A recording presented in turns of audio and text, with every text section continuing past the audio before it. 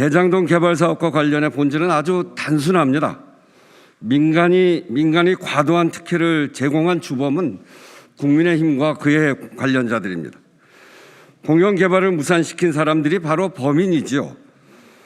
이명박 대통령은 LH 중심의 공공개발을 공개적으로 가로막았습니다.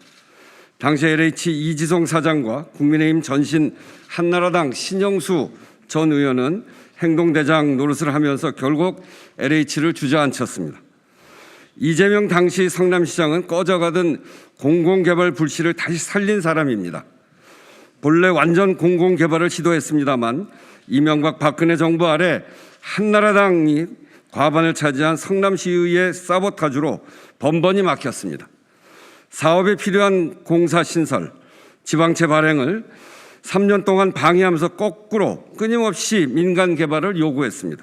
오늘 기자 브리핑을 통해서 자세히 그 내용을 말씀드리겠습니다만 그런 사이에 박근혜 정부는 민간에게 받을 부담금도 절반으로 깎아주면서 밑작업도 다 마쳤습니다.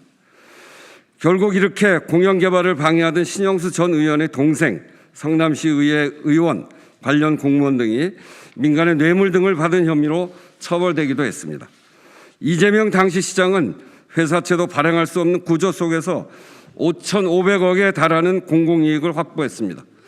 진성준 의원이 잘 밝힌 대로 개발부담금 제도가 시행된 이래 21년간 전국에서 시행된 241건의 도시개발 사업 개발부담금 총액이 1,765억에 불과합니다. 나머지를 모두 합친 금액의 3배도 넘는 금액을 이재명 지사가 환수한 것입니다. 애초에 박근혜 정부가 민간 개발 부담금을 깎고 또 깎아준 대로 한다면 100억밖에 1,000억밖에 환수 못할 일이었습니다. 국힘과 토건 세력 간의 거대를 그대로 뒀다면 결과적으로 대장동 사업은 제2의 LCT 사태가 되었을 것입니다.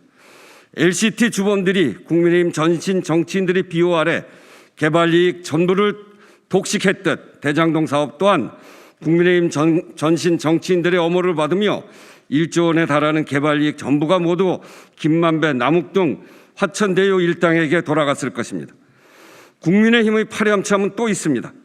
구속된 유동규를 이재명 지사 측근으로 몰더니 궁색해지자 결재권자 있기 때문에 무조건 책임이 있다는 막가파식 주장은 헛웃음만 나옵니다. 돈 받은 사람이 모두 국민의힘 국회의원과 관련된 인사들인데 왜 이재명이 범인이란 말입니까? 수사에 관해서도 한 말씀 드립니다.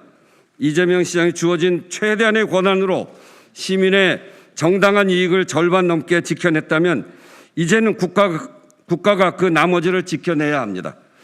화천대유가 챙긴 천문학적인 이익에 불법이 있다면 철저히 조사하고 부당 이득에 대해서는 환수할 수 있다면 최대한 환수해야 합니다. 유동규 전 본부장이 구속됐습니다. 그런데 화천대유 자금 457억을 갖다 썼다는 김만배는 어디로 갔습니까? 김만배의 언론, 법조 친구들이 위세에 위축된 것입니까? 유동규처럼 곽상도 아들 박용수 특검의 딸 인척도 압수수색 소환 조사를 진행해야 된다고 생각합니다. 유석열 부친 자택을 매수한 천화동인 3호 소유자 등 천화동인 소유자에 대한 조사도 즉각 이루어져야 합니다. 응당 이루어져야 할 검찰 수사가 또다시 윤석열 전 총장처럼 정치적 목적으로 왜곡되고 뒤틀린다면 결코 이는 용납될 수 없는 일입니다. 이재명 캠프는 앞으로 대선 정치 공작 차원의 이재명 주의기에 총력을 다해서 대응할 것입니다. 국민의힘과 토건 마피아 세력 간의 결탁도 발본색원해서 불로소득 공화국 해체에도 끝장을 보겠습니다.